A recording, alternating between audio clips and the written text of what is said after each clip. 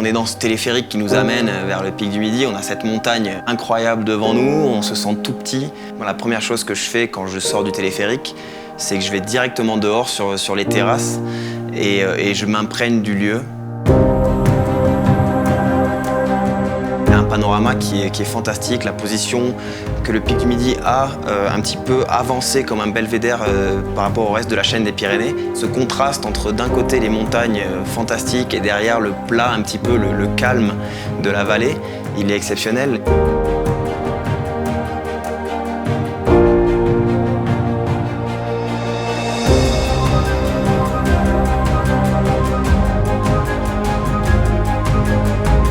Il y a une génération dont je fais partie qui a eu une réussite assez importante. Cette fierté de notre région, et c'est ça qui nous a amenés à se surpasser et à avoir des bons résultats.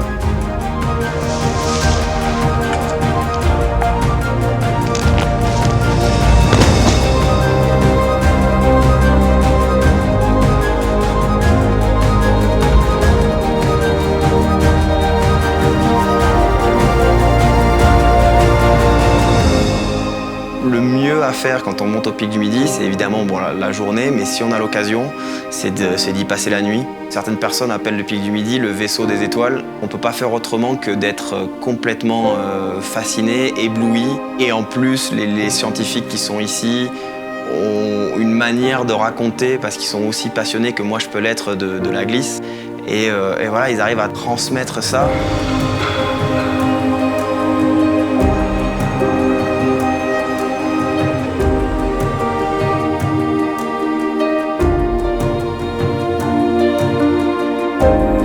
Ce qui me fascine par rapport à la montagne, c'est qu'elle est différente tous les jours. On peut monter 365 jours dans l'année, on n'aura jamais les mêmes conditions, on n'aura jamais les mêmes couleurs, on n'aura jamais les mêmes sensations.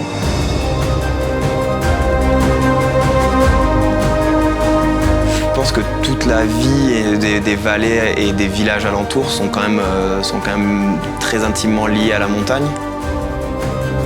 Il y a pas mal d'agriculteurs dans tous ces petits villages, mais ce qui est assez rigolo, c'est que c'est souvent, l'agriculture est une passion qu'il faut en dehors d'un autre métier. Certains sont moniteurs de ski l'hiver et l'été, ils redescendent dans la vallée pour faire du miel, pour faire du fromage, pour faire des jambons.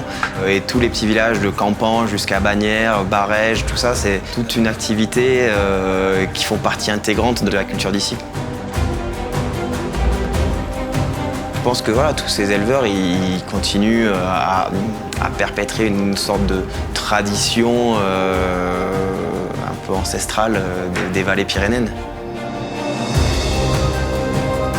Ce que je pourrais donner comme conseil à tous les visiteurs potentiels de la région, c'est d'essayer de profiter au maximum, c'est de ne pas avoir peur d'aller vers les gens.